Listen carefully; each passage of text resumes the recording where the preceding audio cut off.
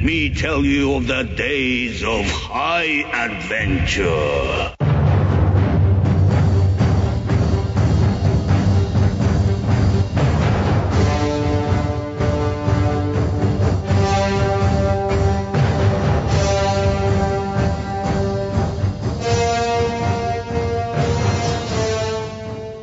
I'm John. And I'm Kevin. And this is 6 Degrees of Schwarzenegger, the podcast where we take a long, hard look at some of our favorite action movies from the era of Arnold. Schwarzenegger is the icon of the genre, and we're taking a deep dive into some of these 80s and 90s cult action movies and breaking them all the way down.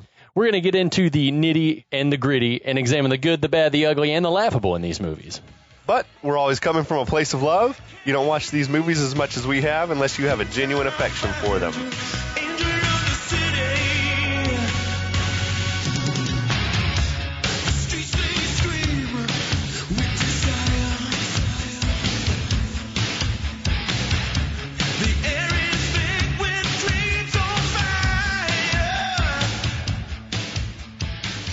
Hey, John, what are you sipping on? I'm sorry, you caught me in the middle of something. Right in the middle of a delicious sip of Russell's Reserve. Yeah, it's a little 10-year age statement bourbon. It's either made by Wild Turkey or Jim Beam. I can't remember which one. I can't remember either. But it's delicious. It's one of their top shelf. It actually is really good. I'd never had it before. It's helping settle my nerves post-fall. John had a slip and fall accident. John busted ass walking out his front stairs on the way over here. It happens to the best of us. Pause and collect myself. I was like shaking. I was like glad no neighbors were out to point and laugh because it was some Home Alone level tomfoolery, I felt like. Oh, man. Like head over heels? Oh, yeah. It was like feet flew like right out in front of me. I had no idea what was going on. Anyway, how are you doing? I'm a slightly nasal. I'm a little you under sound the beautiful. weather. You but sound yeah, beautiful. It's give me a little gravelly oh, it's sexy. rasp. Oh, yeah. We're here to talk about a true cult action movie, I think. It's more in more ways than one. Yeah. But we're talking about Cobra. 1986 Sylvester Stallone vehicle, to be certain. But I grew up watching this a lot. I did not. It was on one of the cable channels on a regular basis. This was one of those that was not in regular rotation, nor did we have it on a bootleg VHS. It certainly didn't need to be, but it's like it's the companion piece to Over the Top, I feel like. It's the other Stallone canon. Yeah. Just coke fueled. Like, what the hell is this movie? How did this movie happen? Who okayed this? Well, we know that Golden Globe is dead. Yeah.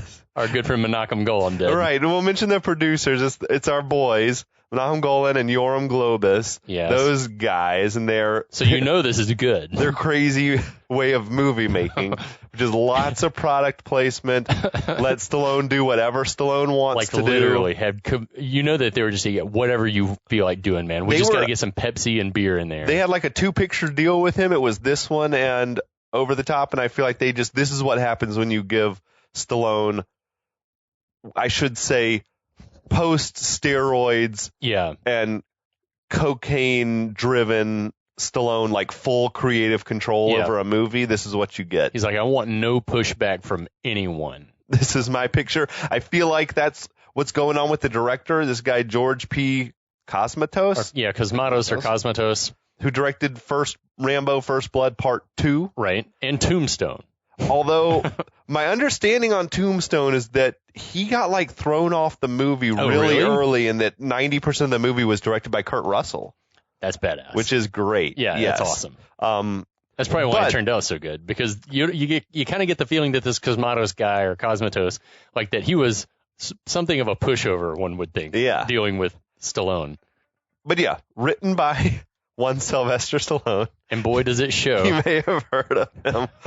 I loved it. Apparently, the entire movie was born just because Stallone wanted to play a character named Cobra. You know what, though? Like, I sort of admire that, because I was talking to you just a moment ago. I got this buddy, Matt. And Matt, if you're listening, hello, my friend, that like he was talking about it today. He was just like, you know what, I've wanted to do, and I got tired of not doing, so I did. And he like wrote a screenplay. And so I kind of get that. Like, but I admired Stallone just being like, I've got one idea, and I'm this is the germ that I'm going to ride. He's going to be the coolest, toughest motherfucker that's ever lived, and his name's Cobra. This is the person that I wish that I could be. And that's probably true. It made me think of the Rick James Chappelle. I think cocaine is a hell of a drug. Yeah, exactly. It's like, cocaine is a hell of a drug. But it was also based on in the book Fair Game. It can't have been. By Paula Gosling. Mm-hmm. The 1995 Cindy Crawford and Billy Baldwin movie Fair Game is also based on the same book, apparently. You would never notice. I know the two movies bore little resemblance to each other that it's a cop protecting and there's a woman. Model. And I guess she's a model. And a hot woman, I suppose. Yeah. I have no idea what the particulars of the book are, but I also read some shit where at the time that the movie was coming out, Stallone was like pushing hard for there to be another edition of the book printed, a republishing of the book with himself credited as a co-author. What the fuck? And like, Paula, I hope Paula was no, like, she no said, thanks. hell no. No, thank you. Even though I guess it would have been probably a payday for her. Yeah. I don't know if it would have been a novelization of the movie or if he just wanted a reprinting of the same book with his name on the cover to not coincide with the release. Just a reprinting saying now a major motion picture, which they do all the time. Yeah, but he wanted his name on the shit. Starring Sylvester But he wanted Stallone. an author credit. That's on so the book. stupid. That's some John F. Kennedy shit where he was like, I want a Pulitzer or people aren't going to think that I'm impressive. And so he basically got someone else to write a book for him. It's better than making fake Time Man of the Year covers with yourself on it, like some other recent presidents. What? But yeah, that is some narcissistic and drug-fueled crazy ideas. You've just described 1980s Sylvester Stallone to a T. Yes, this starring Stallone also. This is his most coked out like diva era Stallone. The back half of the 80s was like insane shit. Between this and Over the Top and Tango and Cash. Like a truck. Fucking Tango Rocky and Cash 4 was wild. I have blocked Tango and Cash out since we talked about it. That was like the culmination of it all. Well, we need to drag out Stop or My Mom Will Shoot too, because that never movie saw that. Sucks. I never saw that, and I never saw Oscar. I don't remember Oscar at all. Gangster comedy. Yeah, I remember it being a comedy, but I don't remember seeing it. It was like a period piece mob movie comedy. Yeah. Crazy shit. Yeah, Stop or My Mom Will Shoot was terrible, and like poor Estelle Getty was at the right end of herself, like with dementia and everything. You may like or dislike Rocky 4. I mean, it's empirically not a good movie, but it is good. It's fun to watch. Yeah, it's entertaining. But between like Rocky 4 and Cliffhanger, I was looking at Stallone's biography, and he didn't make a good movie for like an 8-year span. It was all just this type of dog shit. And it didn't matter. No, they were still making money, I think. Yeah. But yeah, like still Rocky 5 was bad. I mean, it was just a lot of bad shit happening. Oh, I just want to add the DP, Rick Waite, in this movie. Yeah. 48 Hours, Red Dawn, Adventures in Babysitting, which is a personal 80s favorite of mine. That's awesome. Footloose, Brewster's Millions, Rambo 3. So, okay. I mean, this guy fucked pretty hard. That's interesting. I've got a bit of trivia that I'll save for later on, but where just the Stallone and the dude were like beefing on set. Oh, I'm sure, because this dude knows what he's doing. And I think he wouldn't put up with Stallone's like diva shit. Yeah. Like, I don't like the way you're lighting me. Like he pull that shit on Tango and Cash. I don't like the way you're lighting me. You're gone, Barry Sonnenfeld. You Oscar winner. You hack. Yeah, fuck you. Who else is in this movie? Mrs. Stallone. That's right. Brigitte Nielsen. Who must have just also been coked out of her mind. Oh, dude, those two. You ruined her, right? I feel like he led to her downfall. I like to imagine that she was like an innocent flower plucked from, a meadow somewhere in Denmark by Dino De Laurentiis for Red Sonja. She had natural chops, as we've talked about before. Like, there was something there. There was a talent there that then was laid waste by Stallone. I imagine Stallone saw her, like maybe on Red Sonja, and was like, I must have her. He probably called her for Rocky 4. Probably called her that. I want that. So he put her in Rocky 4, and I think they were like married by the end of 1985, and then they did this shit. Right. But yeah. Also stars Brian Thompson as the killer. One of the weirdest, like, most distinct looking human beings I've ever seen in my it's sort of a Schwarzenegger Cro-Magnon thing. He's going so on. intense looking. Yeah. Right? The dude was in Lionheart as well, the Van Damme flick. He was in Terminator. He was one of Bill Paxton and his little trio of punks at the beginning. One of them was Brian Thompson, and he had a recurring part on X-Files. Nice. And he works quite a bit still. Good for Brian Thompson. We salute you, sir. You made it out of this unscathed. And then we have the beautifully named Rennie Santoni. Yeah. That's awesome, dude. He was in Dirty Harry, and he played Poppy in Seinfeld. Oh, nice. I realized, I'm like, this dude's got range, and he still works as well. That's awesome. Good for Rennie. Yeah, one of the more memorable roles in this movie. It sort of seems like it could actually be a real live human being. But yeah, this was a weird time where Stallone was cranking out these super short action movies. Mm-hmm. This one's 87 minutes, including all of our credit sequences and montages and everything. Of which there are plenty. And music videos. Yeah, there's a music video in the middle. I mean, I feel like this movie could be probably 75 minutes long if you just cut it down to the actual story. It could have been an HBO episode of something. Yeah, crazy shit. But short actor, short movies. Is that the saying? I don't know. But yeah, like between Rocky 3 and Rambo 3, that era of Stallone, like 83 to 89, all his movies were clocking in at like 90 minutes long. It's because he was so coked up. That's why I think when everyone on the set is just like coked out of their mind, it probably like makes sense. Like, let's just keep this shit as short as possible. They should bring cocaine back, I think, maybe. Movies are getting out of hand. Yeah. But yeah, that's the movie. I'm excited to talk about it. I'm excited too. Because this movie is a target-rich film. It is ripe for the treatment, as we like to say. So it starts with the Warner Brothers logo. Then we get the Canon Group production, a Golden Globus. That's like quality. Mark of quality. You're like quality, and then maybe not so Yeah, much. it's like it's gonna be. In hindsight, you know it's gonna be dog shit, but you still love it. It's like. Yeah, it's like your drunk uncle has come to visit. You're like, what's he going to bring me? So we get an extreme close-up of the image of a Cobra on the grip of a pistol.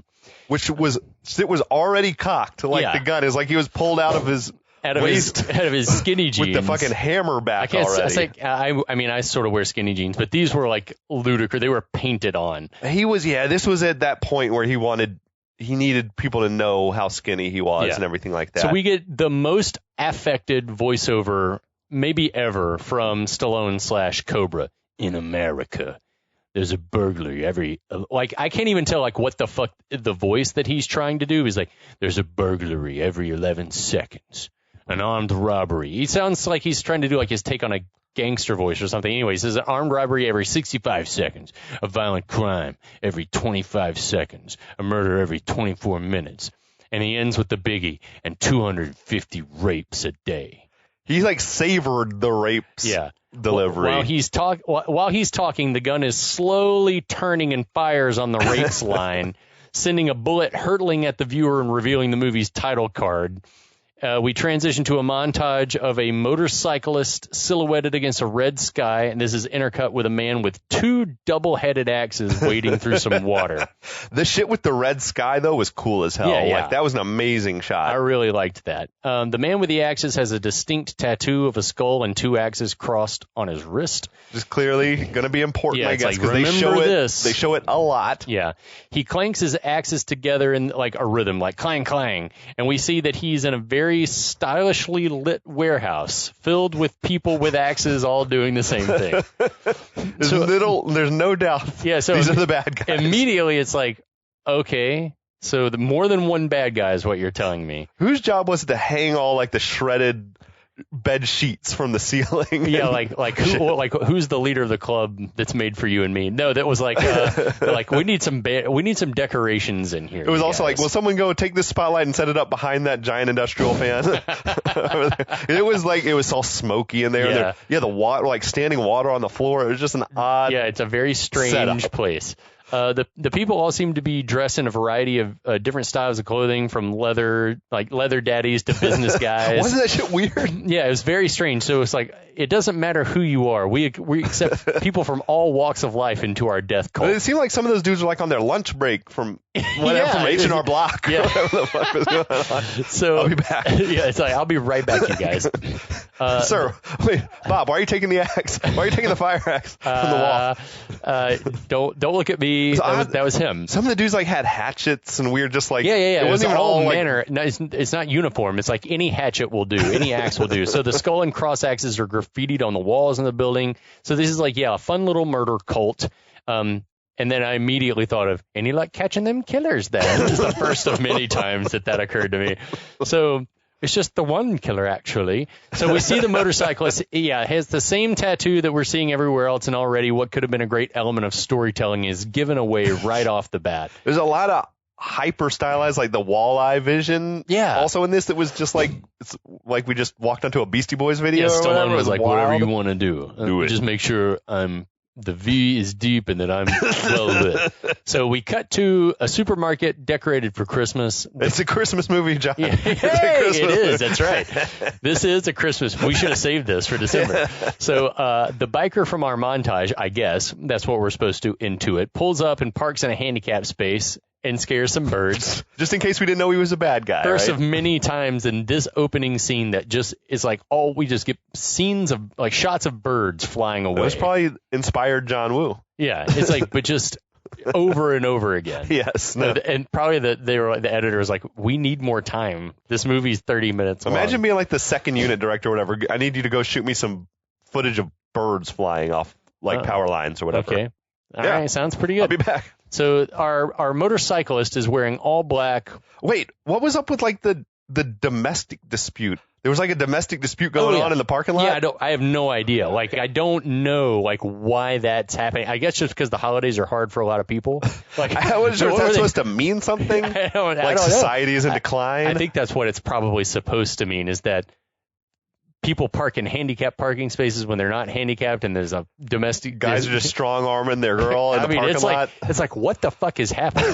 It felt like it was supposed to be like Detroit in RoboCop or something like that. Yeah. So the guy's wearing all black. He's sort of just zombie-like walking into the supermarket with I won't even call it purpose, just weirdly, slowly dead, like a dead person moving in. That dude was Marco Rodriguez. What do I recognize him from? He works a lot. He's still like, he has a very recognizable face. He was he has like 5 credits every year. He's one of those dudes.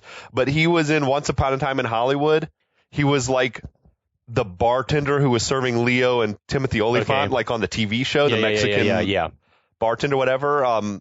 He was also the manager of Kenny Powers' baseball team in Mexico and Eastbound and Down. That's awesome. But yeah, he works a ton, and he gives like a really good performance, I thought. Yeah, for what he is supposed to be in this movie, which is insane. So yeah, inside in the grocery store, he bumps into a guy, pushes a woman in her cart out of the way. He's just there was like a little kid in the cart, single-mindedly, just elbowing people out of the way and being generally menacing. Yeah, which then prompts a store employee to confront him. The guy seems to take no notice of the employee, who's like, "Excuse me." He takes off the motorcycle guy takes off his aviators, whips open his pea coat, and produces a shotgun and just starts blasting up the vegetable aisle. He was brutalizing the melons, like the fucking cantaloupes, the honeydews. So this made me start thinking. Oh, and I'll talk more about it. But it's like, so customers are scrambling for cover as the guy continues to shoot up the store. And while this is happening, we get brief flashes of the skull and crossbones insignia and axe blades. So we get he's part of this cult. He was in a trance or something. He doesn't really seem at this point to be aiming at people, just causing destruction. He shot that one shopping cart that inexplicably just jumped up in the air. A woman scoots out from behind her cart where she'd been hiding, and he fires at the cart when he could have clearly killed the woman. Yeah. So it makes me start to think like this cult is like brainwashed people, sort of like any kind of terrorist group does with their and maybe he's like working up the nerve to finally be able to shoot a person, like he hasn't gotten to that point yet. I don't know. Yeah, because he could have killed several people, but he hasn't. It could be that he didn't want to kill the people until he had an audience, until he had the TV cameras, TV and the police and all that shit. So this is, again, we keep getting these random shots of birds during all this, birds flying away. He also fired off like at least 8 consecutive shots, which I don't think is possible with a shotgun. No, there would have needed. Well, I'm not sure. Do are there some shotguns that have like expanded mag? Like you I have think a so, mag? but this That one shotgun didn't though. That This was shotgun like did one not. that would hold 3 to 5 max. That he would need to, reload quickly. So anyway, we cut to the outside of the store. Police have converged on the scene. There's helicopters, SWAT, ambulances. Then a button-down suit. That's Detective Monte, Andrew Robinson, who looks familiar. I didn't bother looking him up, but he has a very familiar face as well. He was the evil, like the serial killer Scorpio in Dirty Harry. He was like, but he was a much younger man. Okay, yeah. In that. He was also in Hellraiser. But yeah, he's just one of those dudes. I think he works a lot. Yeah. And he's in a lot of shit, a lot of TV shows and stuff like that. Yeah, so this Detective Monte gets on a bullhorn and says that they want to talk to the guy, there's no need for violence, and that there's no way out of the situation except by talking to the police. Back inside, the shooter singles out one man, puts the barrel of the shotgun under the guy's chin and tells him, you can leave. And the guy's like, okay, starts to like make his way down the fucking international foods aisle or cereal or whatever it is. And the shooter racks the shotgun. That was ominous. Yeah, back outside. He's like, fuck. Back outside, another cop, Captain Sears. This is Art LaFleur, who is in tons of shit. He was Babe Ruth in Sandlot. Yes. Legends get remembered. That's right. But heroes never die. Yeah. He was also a ball player in Field of Dreams. That's right. Yeah. But he's another one of those dudes. He winked at me. He's in a million things. Yeah. So he tells Monty that this negotiating's pointless and to call, quote, the Cobra, which seems to really like Monty's very like reserved about. He's like unwilling to do this, but he does it. So back inside, the shooter aims his shotgun at the customer who he just told could leave. The guy tries to make a run for it, and then we get some weird-ass, like, JFK shooting physics. The guy's, like, rounding the corner of the aisle, like, right towards the end cap, and the shooter, like, he lets the guy get a lot of distance before he blows him away. Yeah. But as the guy's rounding a corner, he shoots him. He's making it like a right-hand turn. Yeah, making a right-hand turn, and then he shoots him again, and he flies off to the left. Right into the Christmas tree. You're right into the aisle, the end cap Christmas tree, which I'm like, what?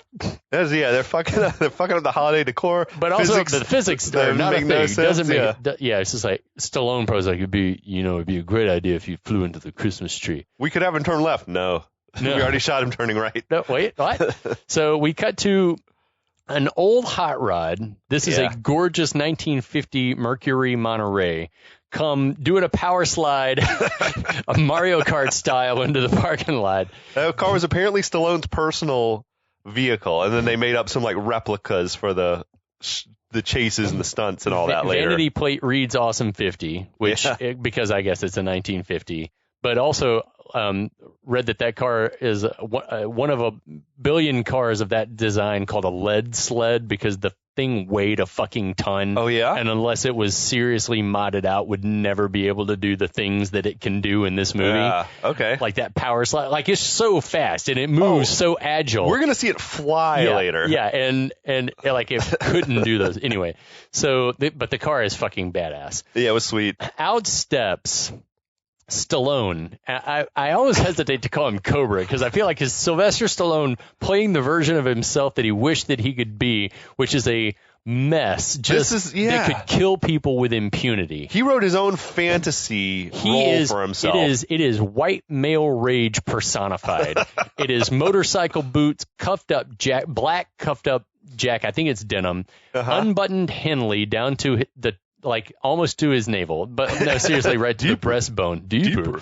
Mirror aviators, driving gloves, pistol tucked into the front of his pants. No holster for this guy. No. And right on top of his dick and balls. He doesn't have a toothpick in his mouth. He has a matchstick. Right? Is it more utilitarian? What? Why? Well, he'll need it in the third act. You never. I guess it's like he has an oral fixation. Yeah, he doesn't smoke. No, and I guess it's just he's in his mind. He's like, you never know when you're going to need a match. One single match. I just imagine that gun is just cocked all the time as well, just like pointed directly and it smells like his dick. Dick sweat. Dick sweat on it. So Cobra is met outside by his partner Gonzalez, who looks like he wandered onto the wrong set. No, I felt like Gonzalez had a cool-ass look. He had a cool look, but he looks like he's should be in Newsies or something. That hat? Yeah, I wear that. I wear that page boy hat, but it's like standing next to Stallone is like, the fuck is this dichotomy? I read that Stallone had described Cobra as like his idea was if Bruce Springsteen had a gun, which I guess Bruce was like also the epitome of cool in 85, right? But or to me, 86. this reads if Stallone had a gun, which he most assuredly did at all times. I feel like this was Stallone at his coolest looking. Yeah, I don't know. That look on the poster. Lincoln Hawk was the poster is something that I remember seeing in the Visitech, the Jasper, Georgia video store. Yeah, I remember seeing the poster and seeing him like hold the gun and with like the mirror with the glasses. Yeah, the glasses and like this little like wisp of smoke, but that it looked like flames or something coming out of the tip of the gun. The hairline was still hanging in there before he started fucking with it. Yeah, it was like I feel like this was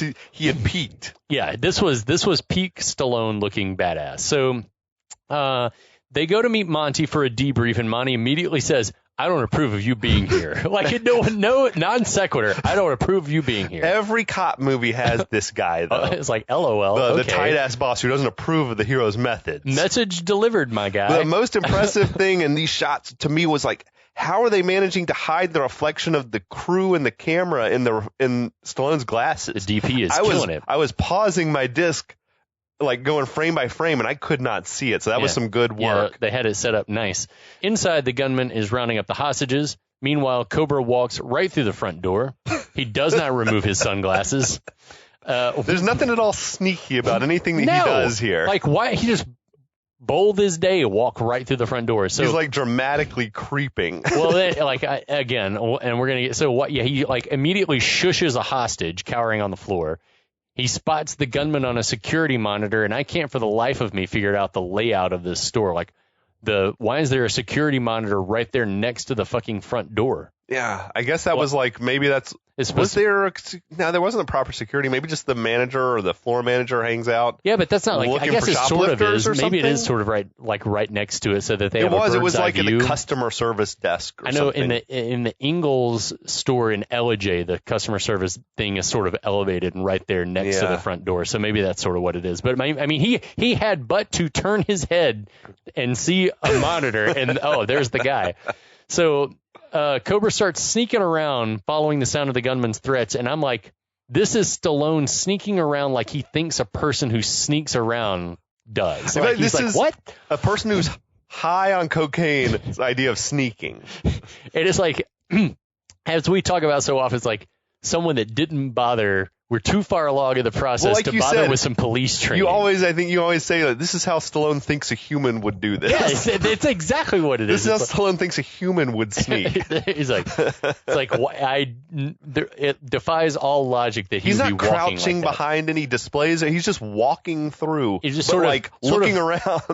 Dramatically looking around, mildly bent at the waist and knees, and it looks more like a Bob Fosse dance routine than it does a cop. So we see that the gunman has corralled 4 hostages and is simultaneously telling them to shut up and for the guy among them to stop touching the women. Like, dude's like, get together, but don't touch the ladies. Like, dude's crazy. So then we see Cobra sneak up through the liquor section. Yeah. He slides a single champagne bottle aside to get a better look. Then, with the gunman looking straight in his direction, he makes a sprint across the aisle to a different vantage and immediately gets spotted. It's like, what the fuck are you doing? No effort to hide. He's like, he's looking at me. Better run now. The gunman shoots in his direction but misses. Then the guy says he's going to kill all the hostages. It's the way of the new world. He then says he's got a bomb and asks where the TV cameras are that he asked for. Cobra has taken refuge next to a massive sales display for Pepsi and Coors. Next to each other. This is where the product placement starts to get out of control. It defies all logic. This and Over the Top are the most egregious product placement I've ever seen in movies. But yeah, why is the Pepsi and the Coors there side by side? Next to each other.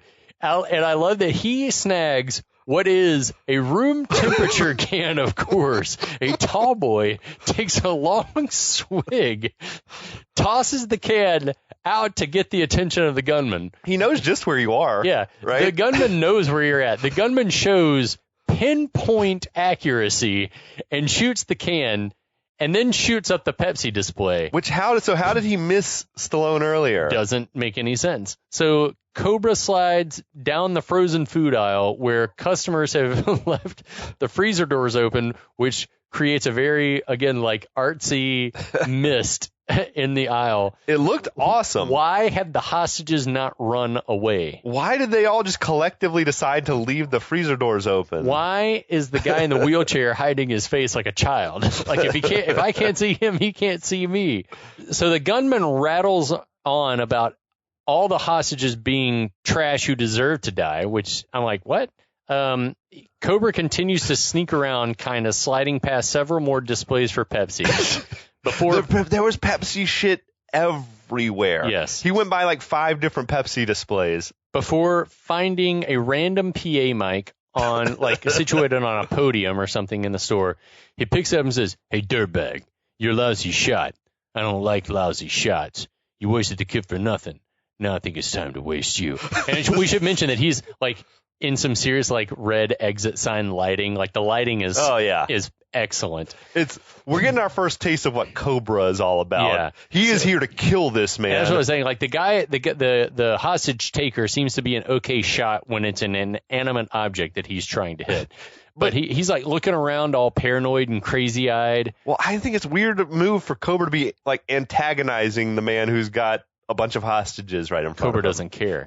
He really doesn't. Yeah, it's like we're starting to immediately seeing a glimpse of him being just like, what's happening? So he somehow has made it into the walk-in freezer. Is there 2 doors to this thing? There can't be. No chance. Well, no chance. No chance. Unless he left the store and there's another entrance like from the loading dock. Maybe that makes sense. There's but a loading he dock. got outside. But he would have had to have left the store. He would have to have left the store and come back in through. So anyway, he pops out of the freezer. Why is there a light back there that has the brightness of 1,000 suns shining from inside the freezer? So you can see the meat, my brother.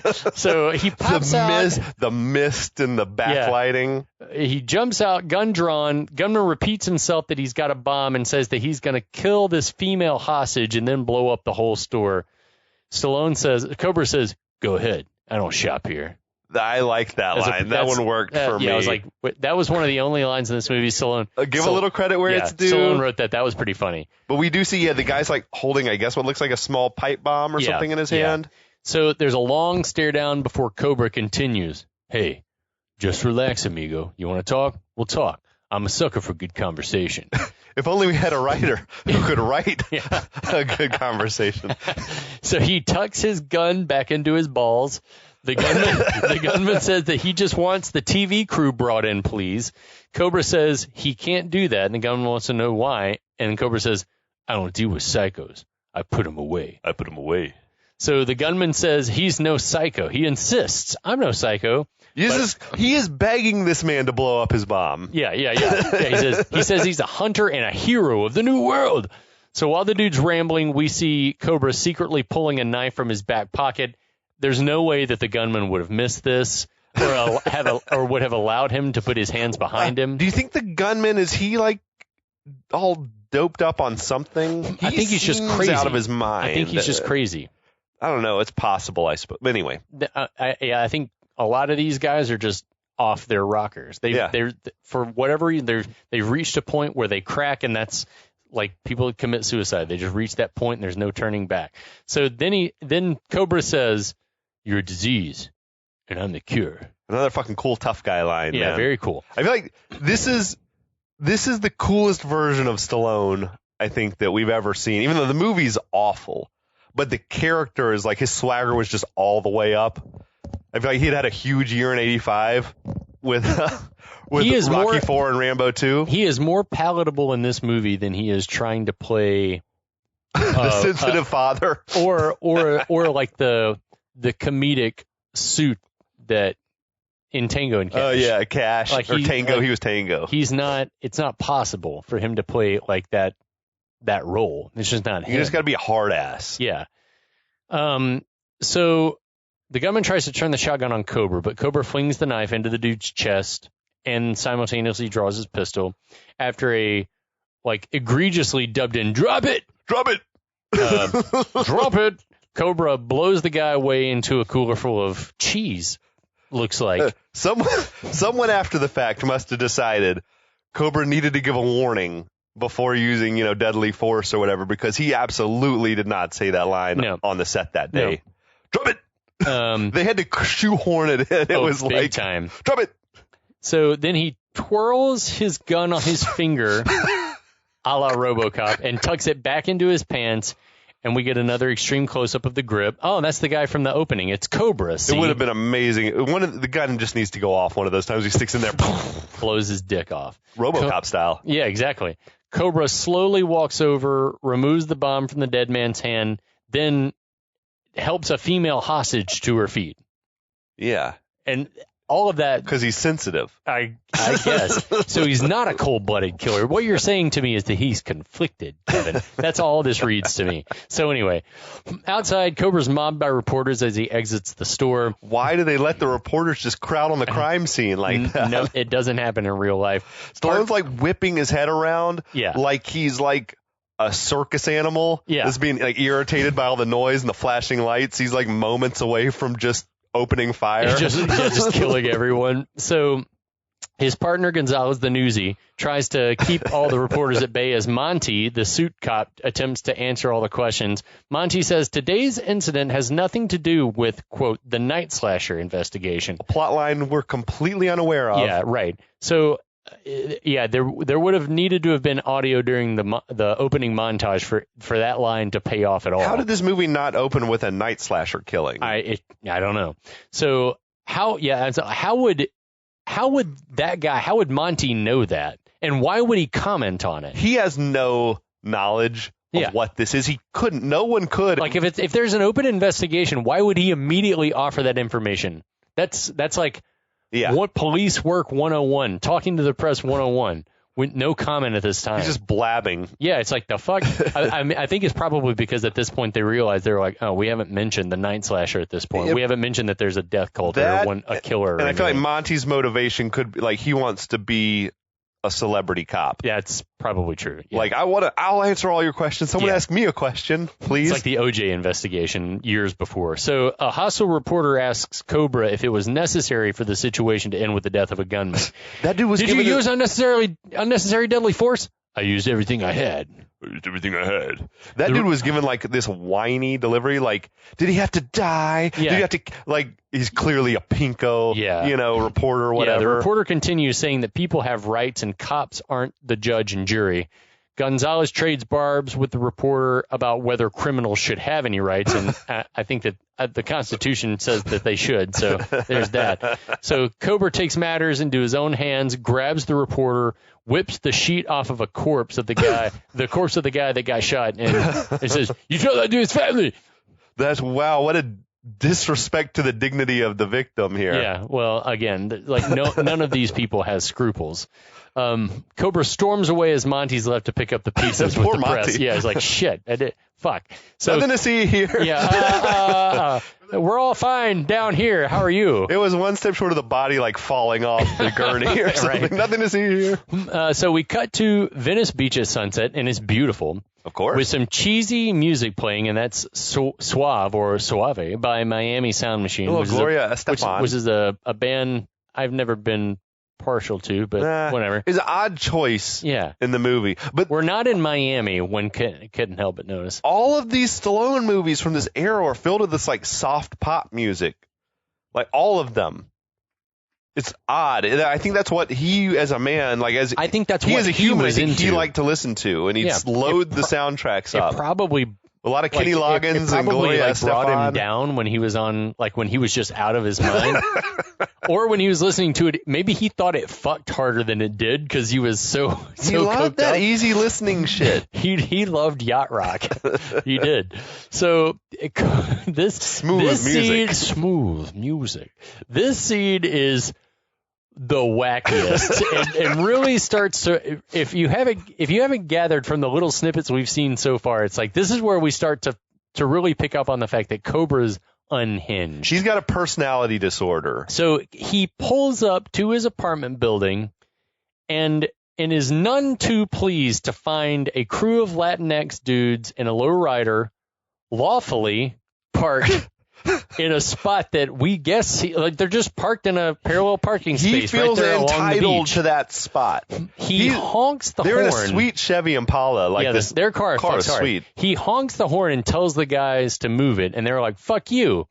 So he uses his car to push the lowrider forward enough into the empty parking space directly in front of them so that he can park his car. And I guess maybe it's like, that is some bullshit, number one, but it's like he just didn't feel like backing up. He only wants to pull forward. He doesn't want to back into a parking space. I feel like we're supposed to gather that the lowrider was like taking 2 spots up, but it wasn't. He didn't. He pushed the car forward like 20 feet. Yeah, there's going to be damage to somebody's bumper. And we know Cobra adores this car, apparently, right? Like, why would he do this? It's just an odd move. He's insane.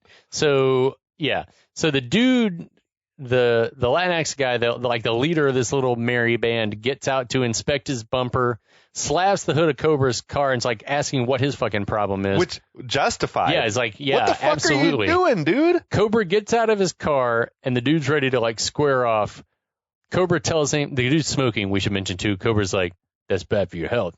I think it might have been a joint. I'm not sure. Yeah. But he's like, what's bad for my health? And Cobra says, me. He grabs the whole bottom portion of the guy's face, which is the weirdest flex I have ever seen. You have that thing about face grabs touching. The whole bottom part of this guy's face, including the cigarette or joint, and like pulls it away, like grabbing the cigarette or the joint out of his mouth, the blunt, and drops it on the ground. I feel like Stallone, the screenwriter, seemed obsessed with making Cobra like the coolest, toughest dude on earth. Well, I'm telling you, he's strong-arming this man for no reason. Yeah. It feels borderline racist. That's what I'm saying, is that like white America sees this and they're like, that's exactly how Latinos should be treated. Because they're in my parking spot. They are taking our jobs. That's exactly what this is. So this is the most alpha move this is an alpha move that someone who wishes that they were an alpha writes into a movie. But the guy seems genuinely scared, which is also Stallone, right? It's like, seems genuinely put off by all this. Cobra tells him to clean up his act. He rips the guy's shirt and just walks off. That's multiple crimes that Cobra just committed. I feel like he assaulted this dude. He did a little hit and run. Yeah. Destruction of property. The guy abusing his authority. Yeah. The guy shouts some parting shots in Spanish, expletives. We gather at Cobra. I heard a little fuck your mother. Yeah, fuck your mother in there. His friends all seem to be very supportive of him, though, which I appreciate. That they're like, yeah, man. What's the fucking? We just witnessed a hate crime. Yeah, exactly. It's like, what the hell? So Cobra, as Cobra's walking into his building, he's reading the LA Times or some shit. Yeah. Because he's sophisticated. He's checking out. He's seeing if there are any columns about tango. his alter ego. How many millions? How many millions? You tango in and you waltz out again. So he's reading the newspaper. He's walking up to his apartment. Then, in maybe the weirdest movie moment of all time, until 30 seconds from now, he inexplicably lifts the lid off of a charcoal Weber grill that you can buy for $49.99 at your local Ace Hardware, slaps the newspaper on the grill and covers it back up. Whose grill was that? What the fuck is happening? Like, what is happening? What the fuck? This is where the paper goes. Like, is it something that never got paid off later that he was like, you know what? Does he use it as kindling? Does he use the paper to light the grill? I just had a vision. Okay. They filmed the shit of him inside without a newspaper walking in first. And then he's got to get rid of that newspaper. Good call. He's got to do something with that newspaper. Put it on the grill? Stick it on the grill. Stallone. They probably said, Sly, what would you do? What would Cobra do? Put it on the grill. Put it on the grill. Because he's maybe Stallone knew more than we're giving him credit for. Maybe Stallone knew this guy was like, had borderline personality disorder. So anyway, he enters his sweet-ass apartment. We can't quite tell that it's sweet yet, but what we do see in the opening shot of him like entering the apartment is he's got a big piece of plexiglass stood up next to a desk that looks like some beautiful mine shit is happening on it with like maps and photos of suspects. Next to the door, right next to the door on a little table, there's a football trophy. Yeah. It looks like like a Heisman ripoff or something. He's an amateur astronomer. We see in the background far off that he is either looking at the stars. The Stallone's like, well, he's sophisticated. That's my mind. He's like, because Cobra's smart. He's a smart guy. Or he is looking at women like undress. Or he's just more likely. He's looking for possible criminals to kill.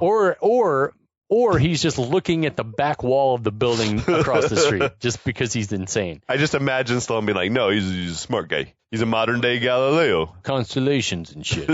So he tosses his keys on the counter, goes straight to the freezer, and retrieves a pizza box and an egg carton. Uh-huh. Okay, so the pizza box, he opens it, and it contains one slice of pizza. From the freezer. He grabs a massive pair of... they're shears. They're like shears.